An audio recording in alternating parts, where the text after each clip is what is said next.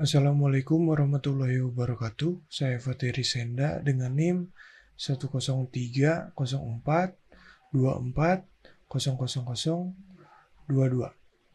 dari kelas IF 4803 PJJ. Oke, saya akan menjelaskan cara saya mengerjakan ini, soal tugas turunan ya, kalkulus turunan. Ada 3 soal di sini. Ada 3 soal ya. Oke, saya mulai dari soal yang pertama. Di sini ada grafik. Perhatikan gambar berikut. Berdasarkan grafik fx berwarna biru ini, apakah fx continue? Ini berarti ya, ini continue di titik ini dan terdiferensial. Oke, kita tentukan continue atau terdiferensial. Oke, yang pertama di titik yang A dulu, X sama dengan negatif 1. Di sini saya sudah menjawab. Oke, X sama dengan negatif 1 ini tidak kontinu. Kenapa tidak kontinu? Karena di grafik tersebut ada lompatan pada titik ini yang menyebabkan limit kiri dan limit kanannya pasti berbeda. Mana lompatannya? Ini. Nah, di titik X negatif 1 ini ada lompatan langsung naik. Otomatis limit kiri dan limit kanannya pasti berbeda. Ini limit kirinya di sini, ya, mendekati ke 1 ini, ke sini. Ya, negatif 1,5 lah ini yang mendekati. Kalau di sini mendekati mendekati 1 di limit kanannya, berarti otomatis tidak kontinu karena limit kiri dan limit kanannya berbeda gitu ya. Terus apakah ini terdiferensial? Ternyata ini tidak terdiferensial. Kenapa? Karena syarat terdiferensial itu harus kontinu. Di sini syarat yang satunya saja tidak terpenuhi, yakni tidak kontinu, maka otomatis tidak terdiferensial dan memiliki sudut yang tajam. Maksudnya sudut yang tajam itu ini tajam sudutnya. Ya. Tidak landai sudutnya. Oke, soal yang yang B, masih soal 1. Ini di titik X sama dengan 0. Ini continue. Continue karena limit kiri dan limit kanannya ada. Dan fx-nya, nilai f0-nya ini ada di sini. Ya, perkiraan di 0 lah. Ini. Jadi limit kiri sama dengan limit kanan dan limit kiri dan limit kanan otomatis memiliki limit dan limitnya sama dengan nilai fx-nya gitu. Jadi otomatis ini continue gitu. Ya. Kemudian kalau continue berarti terdiferensial dong di x sama dengan 0, tetapi tidak seperti itu.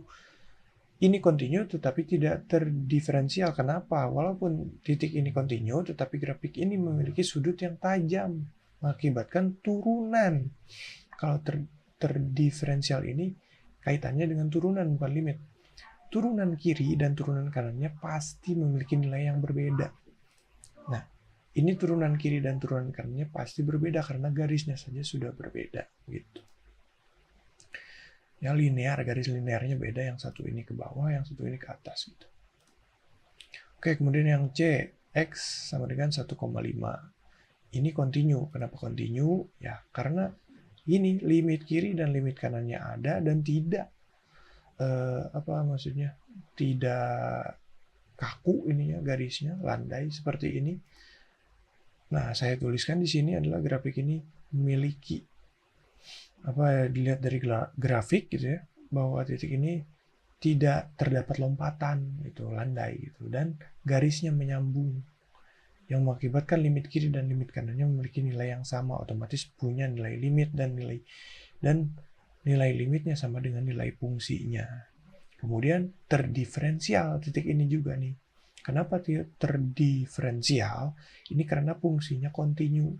Dari gambar kelihatan nih ya, continue. Ya tadi juga di soal yang sebelumnya ini continue. Nah, kemudian selanjutnya ini terlihat bahwa titik ini garisnya tidak tajam. Kenapa tidak tajam gitu? Tuh, ini 1,5 ya, perkiraan di sini lah.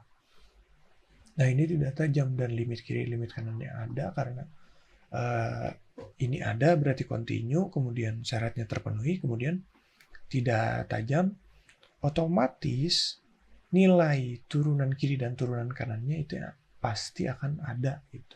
Karena tidak ada lonjakan yang naik secara tiba-tiba gitu ya. Atau ada garis yang vertikal gitu. Kemudian X sama dengan 2 ini tidak continue, ya jelas. Di sini bisa dilihat ya kenapa tidak continue, karena ya tadi limit kiri dan limit kanannya berbeda. Ini ya limit kirinya. Ini mendekati ke hampir kedua tuh ke sini ya. Kalau limit kanannya ini mendekati ke 1. Itu jadi karena nilai limit kiri dan limit kanannya berbeda, otomatis tidak memiliki nilai limit di titik 2 ini. Dan pasti kalau tidak continue berarti tidak terdiferensial, karena tidak continue nih ya, garisnya memiliki sudut dan garisnya memiliki sudut yang tajam nih ya. Tuh, tajam. Itu pasti turunan kiri dan turunan kanannya berbeda. Gitu. Oke, lanjut ke soal yang kedua. Di sini diberikan kurva fungsi fx sama dengan x 3x pangkat 3 dikurang 3x ditambah 2. Tentukan pertama turunan fungsi fx. Oke, turunan fungsi dari fx ini kita langsung menggunakan L'Hopital ini ya. Bisa digunakan ya, 3-nya pindahkan ke sini, pangkatnya dikurangin 1 gitu ya. Jadi 3x 2, 3x pangkat 2 karena 3-nya dipindahin ke sini nih.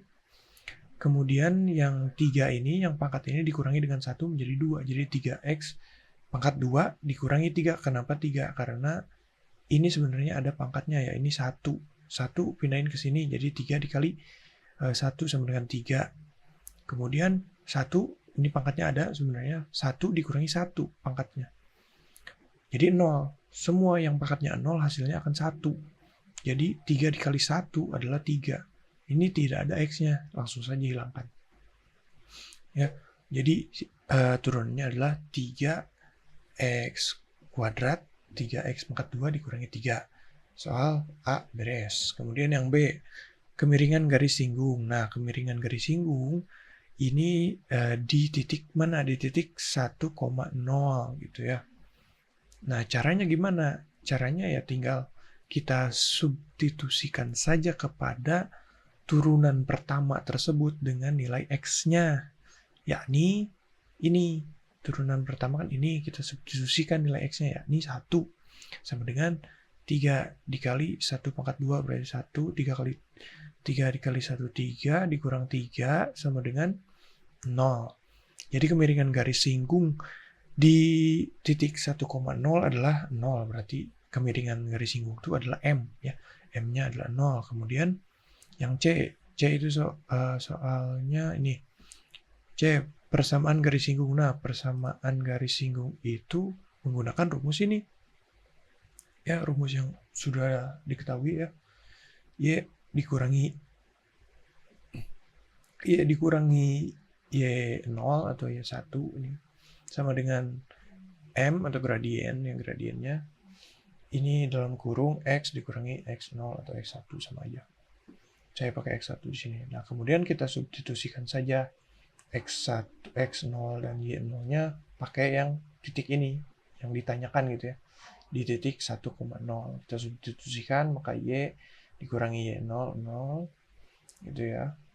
Sama dengan 0 dikali X dikurangi 1. Harusnya ini Y sama X-nya ada, tetapi karena gradiennya ini adalah 0, maka langsung saja kepada Y.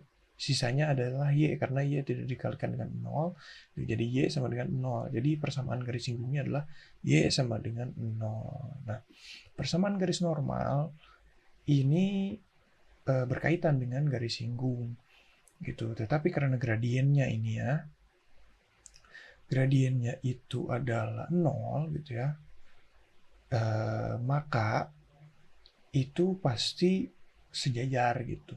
Sejajar dengan sumbu Y.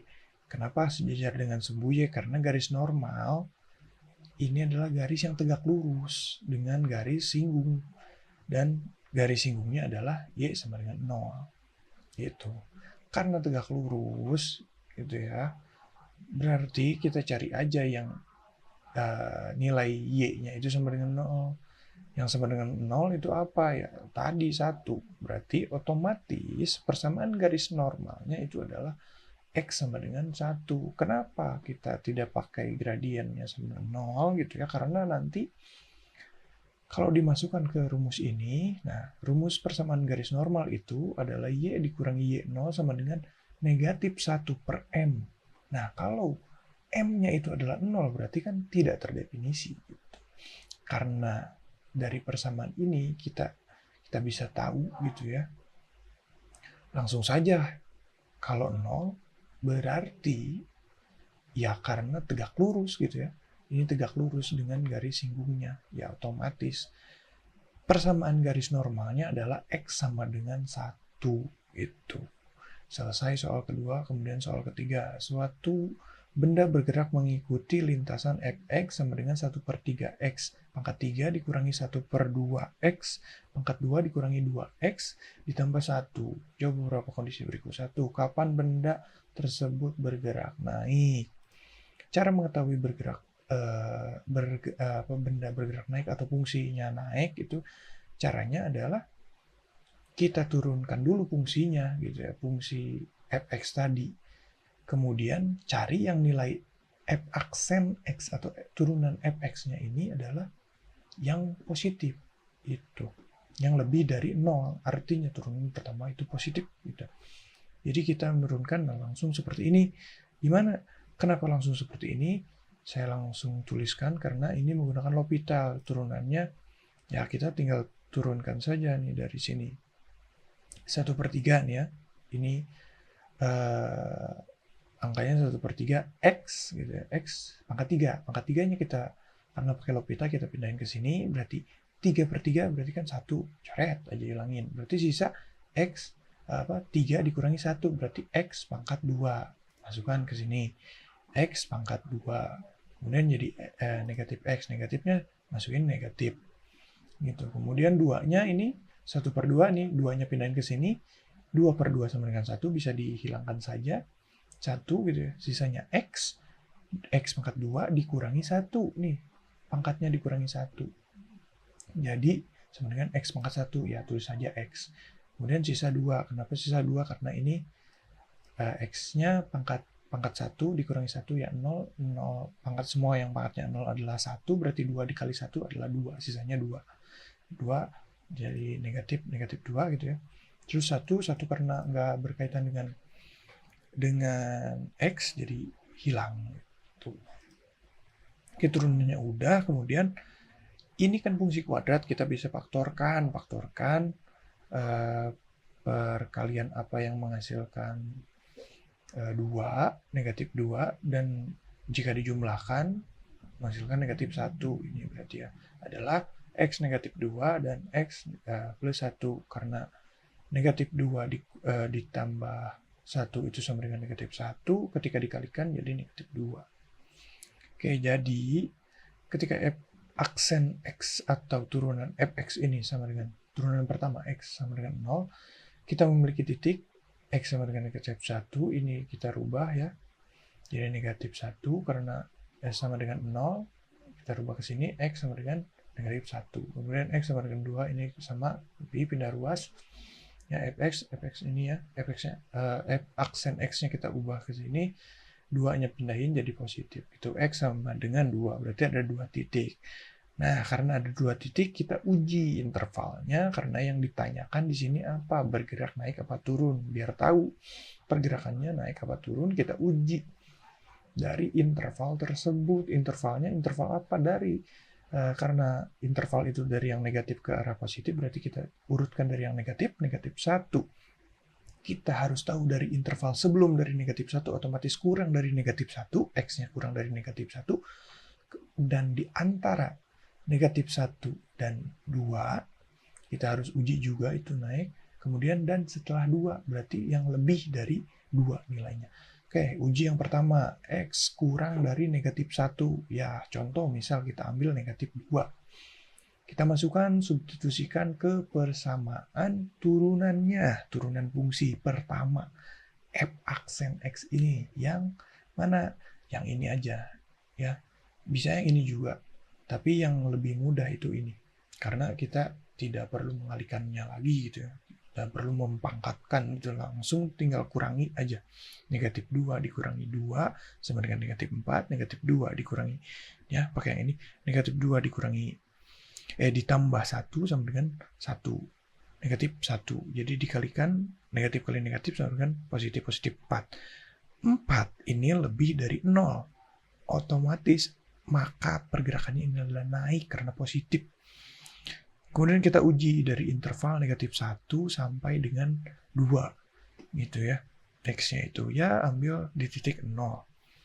Jadi kita substitusikan nilai 0-nya kepada turunan pertama dari fx tersebut. Kita substitusikan, x-nya berubah jadi 0, 0 dikurangi 2 sama dengan negatif 2, 0 ditambah 1 sama dengan 1, negatif 2 dikalikan 1 sama dengan negatif 2. Negatif 2 adalah negatif, otomatis kurang dari 0, maka bergeraknya adalah turun. Oke, turun. Ini akan kepakai di soal selanjutnya. Oke, interval selanjutnya ya ini lebih dari 2. Misal lebih dari 2 ya ambil saja 3. Turunannya kita substitusikan ke turunan tersebut, turunan pertama dari fx. Ya, kita ganti x-nya menjadi 3, 3 dikurangi 2 adalah 1, 3 ditambah 1 adalah 4. 1 kali 4 adalah 4. 4 itu lebih dari 0, maka bergerak naik karena positif. Itu, maka benda yang bergerak naik, yang ditanyakan apa tadi di soal yang A ini adalah benda yang bergerak naik gitu ya. Maka benda bergerak naik intervalnya di mana aja? Bergerak naik di mana saja? Di interval yang ambil yang naiknya saja. Mana? Yang ini yang kurang dari negatif 1 maka bergerak naik, dan interval lebih dari 2 yang bergerak naik. Kalau yang di antara ini adalah bergerak turun, kita tidak ambil, otomatis kita pakai kurung biasa. Ya, tidak gunakan kurung siku di sini. Jadi x intervalnya ini, interval x-nya adalah kurang dari tahingga sampai negatif 1 dan 2 sampai tahingga, positif tahingga. Jadi intervalnya ini 2-nya nggak diambil, negatif 1-nya nggak diambil. Gitu. Oke, pertanyaan yang B. Kapan benda bergerak turun? Kita pakai interval yang tadi. Kenapa? Karena bergerak naik dan turun itu bisa kita gunakan turunan f aksen x atau turunan fx, ya, f aksen x-nya. Ya, nilainya harus kurang dari 0 untuk mengetahui bergerak turunnya, maka fx-nya harus kurang dari 0. Maka dari soal sebelumnya kita tahu bahwa interval negatif 1 sampai dengan 2 ini, negatif 1 x lebih dari negatif 1 dan x kurang dari 2 gitu ya. Intervalnya yang setelah diuji ini ya, disubstitusikan ke turunan pertama fx ini, maka hasilnya negatif, otomatis maka bergerak turun. Jadi nilainya adalah kurang dari 0, maka benda akan bergerak turun. Ketika berada di interval, masukkan saja ini ya. Ya, interval negatif 1, negatif 1-nya kita tidak ambil, jadi pakai kurung biasa. Negatif 1 sampai dengan 2, pakai kurung biasa. Gitu. Oke, soal yang C. Kapan lintasan dari benda tersebut cekung ke atas? Untuk mengetahui cekung, kita pakai turunan yang kedua. Kalau ditanya ke atas, berarti harus turunan keduanya itu nilainya positif. Maka kita bisa menurunkan kembali ini turunan pertama. Jadi 2x dikurang 2x negatif 1 turunan kedua dari fx. Kenapa? Nah, kita turunkan dari turunan yang pertama. Turunan yang pertama adalah x kuadrat dikurangi x. Dikurangi 2. Kita turunkan pakai L'Hopital. 2-nya pindahin ke sini jadi 2x, sisa 2 dikurangi 1 sama dengan x pangkat 1 jadi 2x saja. 2x pangkat 1, tidak usah ditulis. Kemudian x. X ini ada nilainya. Apa? 1. Satunya pindahin ke sini, 1. Kemudian x pangkat 1-nya dikurangi 1 sama dengan 0. Jadi 1 dikali 1 sama dengan 1. Jadi turunan keduanya itu adalah 2x dikurang 1. Kemudian kita cari nilai nolnya, f aksen x atau turunan kedua dari fx sama dengan 0. Kita tinggal substitusikan saja, masukkan turunan kedua fx ini adalah 0, masukkan turunannya. Jadi nanti ketemu x-nya sama dengan 1/2. Ini bisa pindah ruas, atau sebenarnya ini yang pindah ruas adalah negatif 1 yang pindah ruasnya jadi positif 1, tapi saya tuliskannya ditukar saja biar enak gitu ya. Jadi 2x sama dengan 1. 2x ini kedua ruas kita bagi dengan 2, maka jadi x sama dengan 1/2. Nah, nilainya sudah diketahui, kita uji intervalnya yang kurang dari 1/2 dan lebih dari 1/2. Nah, misal kalau yang kurang dari 1/2 adalah 0, kita substitusikan, masukkan ini turunan keduanya dari fx ini adalah x-nya sama dengan 0, maka 2 dikali 0 sama dengan 0, dikurang 1, sisanya negatif 1. Negatif 1 kurang dari 0 berarti cekungnya ke bawah. Kalau negatif berarti cekung ke bawah. Kalau positif, ini kita cek, x lebih dari 1/2, ini contoh kita ambil 1. Jadi 2 dikali 2 adalah 2, 2 dikurangi 1 adalah 1. Jadi hasilnya adalah 1. 1 lebih dari 0, berarti cekungnya ke atas. Yang ditanyakan apa di soal yang C ini adalah cekung ke atas. Otomatis kalau cekung ke atas kita pakai yang x lebih dari 1/2. Bisa kita tulis dengan interval. Jadi nilai yang cekung ke atas ini berada di interval x 1/2 sampai tak hingga. Jadi 1/2-nya tidak dipakai. Gitu. Oke, yang D ini ditanyanya cekung ke bawah. Kita pakai jawaban soal sebelumnya saja gitu ya. Nah, yang cekung ke bawah berarti apa? Berarti si turunan kedua dari fx-nya harus bernilai negatif. Ya, yang bernilai negatif tadi interval x kurang dari 1/2 yang sudah diuji dengan nilai 0 di sini. Ya, sama dengan negatif 1. Karena negatif berarti memenuhi ini. Jadi interval yang cekung ke bawah gitu ya. Ini adalah interval negatif tak hingga sampai dengan 1/2. Itu kurvanya akan cekung ke bawah. Itu sesuai dengan ini. Ya, kemudian soal yang E. Soal E, tentukan titik maksimum minimum yang dilalui oleh benda. Oke, nilai maksimum minimum bisa diketahui dari yang ini, yang soal A tadi. Kenapa dari soal A? Karena yang ditanyakan dari soal A apa? Kapan benda bergerak naik, kapan benda bergerak turun. Nah, dari soal A kita sudah coba gitu ya, naik, turun. Berarti otomatis kalau kita yang cari maksimum berarti ya, titik puncak berarti yang pertama naik, kemudian sampai di titik tersebut, kemudian turun.